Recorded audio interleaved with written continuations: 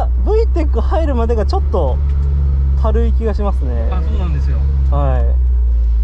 実はイノ君の基盤もらう前はもっとひどかったんですよ。あ、これよりひどいんですか。はい、すごい遅くって。今かなり治ったんですよ、これで。これで、はい。まあでもこれがまあ純正ですもんね、完全に。はい。こんなもんじゃなくてめちゃくちゃ遅かったんですよ。はい。それはちょっと悲しいですね。よし、ありがとうございます。ありがとうございました。いえいえ。いやー、今日満足した。